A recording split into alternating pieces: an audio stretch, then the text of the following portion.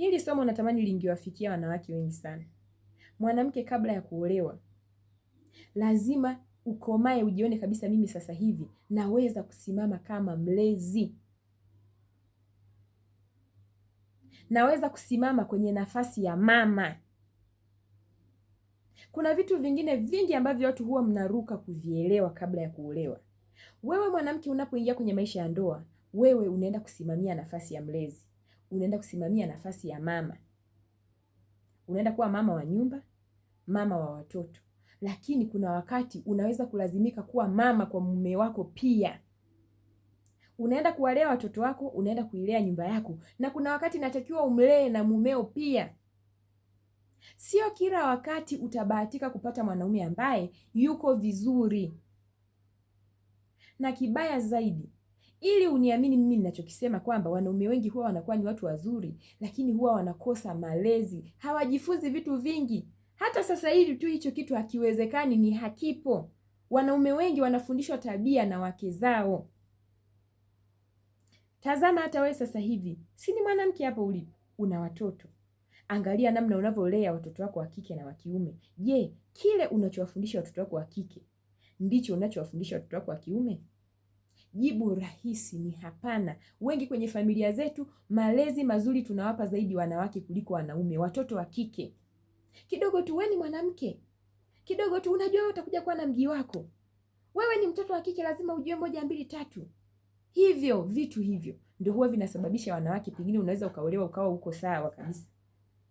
Wanaume hawapati hata nafasi za kufundishwa namna ya kwenda kuishi kwenye ndoa. Sisi hizo nafasi tunapata. We fikiria, kama mimi mwanamke ninapata nafasi ya kufundishwa namna ya kwenda kuishi kwenye maisha ya ndoa, lakini pamoja na kufundishwa pia ninaweza kufeli. Mwanaume ni nani ambaye yeye huwa hapati hata muda wa mtu kumwambia natakiwa ukaishi hivi na hivi? Yeye anafundishwa kuwa mpambanaji, yeye anafundishwa kwamba yeye ni mwanaume, yeye anafundishwa kuficha maumivu yake, yeye anafundishwa kwamba hakuna anayejali kuhusu yeye. Wewe ni mwanaume, simama, kila mtu anakuangalia wewe. Anafundishwa kuwa shujaa, lakini moyoni anakuwa mdhaifu kwenye baadhi ya vitu. Sijui kama unanielewa. Kuna wanaume leo hii wameoa wanawake wazuri tu. Wewe mke uko vizuri na mwanaume wako, sio kwamba yuko vibaya, anahudumia familia, anafanya nini, lakini ukija upande wa usaliti, mmeo anasumbua upande huo. Sasa hapo jibu sio kumwacha, ndugu yangu. Unajua watu wengi tukiongea vitu mnang'ang'ania sana kuongea kujaji kwa mihemko. Kuna watu ambao hizo hatima ni hatima zenu, yani hicho ni kikombe chako, huwezi kukiepuka. Sijui kama unanielewa. Mko wanawake ambao hivyo mnavyovipitia inatakiwa upitie, ukivuke, ndipo mahusiano yako au ndoa yako ikae vizuri. Na ndio maana unajikuta unahama mahusiano haya, unaenda mahusiano mengine, unaenda mahusiano mengine, hali unayoikuta ni ile ile. Huoni mabadiliko yoyote kwenye, yani huoni kwamba nikihamia kwa huyu mwanaume labda kuna tofauti. Unapata furaha ya muda mfupi, kisha na yule naye anakuwa kama yule uliyemkimbia. Ni kwa sababu hiyo ni hatima yako, inatakiwa upambane nayo, uivuke ili maisha mengine yaendelee. Kuna wakati inatakiwa umlee mumeo kwenye tabia ambazo labda ulitamani mwanaume wako awe nazo. Yeye pengine hajajifunza hivyo vitu. Pengine yeye haelewi chochote, anaishi tu. Yeye anafikiri kubeba majukumu yake kama baba wa familia ndio kitu kinachotosha.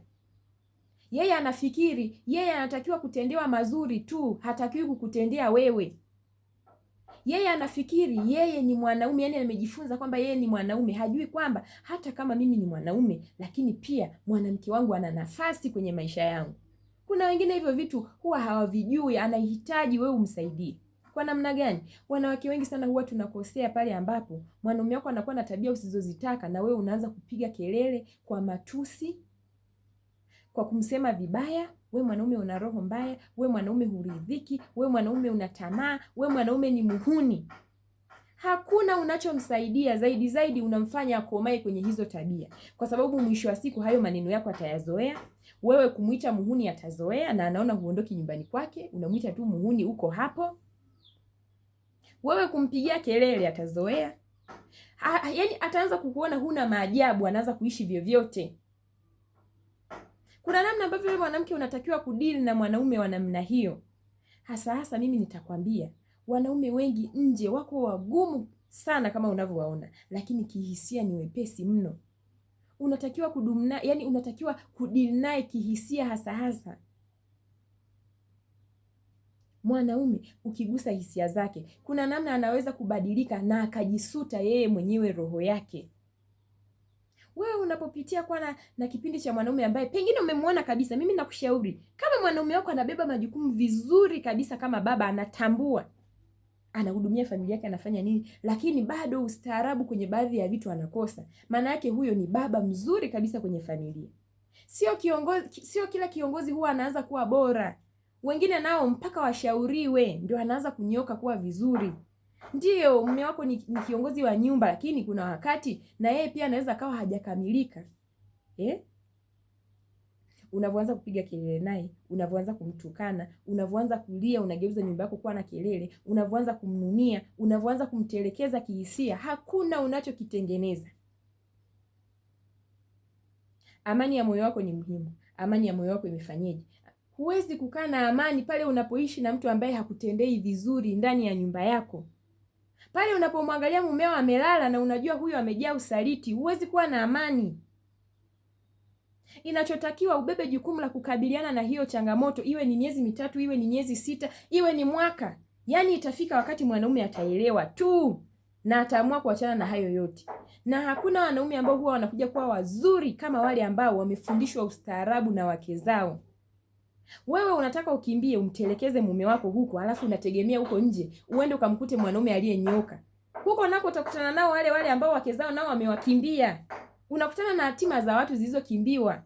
Yaani yule naye alikuwa ana mke wake, huyo mke wake naye ilikuwa ni hatima anatakiwa mbadilishe mume wake, yeye ametoroka. Na yeye anaenda kuvaa mahusiano mengine huko. Mwisho wa siku unajikuta hayo mambo yanakufuata kama kivuli mgongoni kwako. Huoni unapata wanaume walionyoka.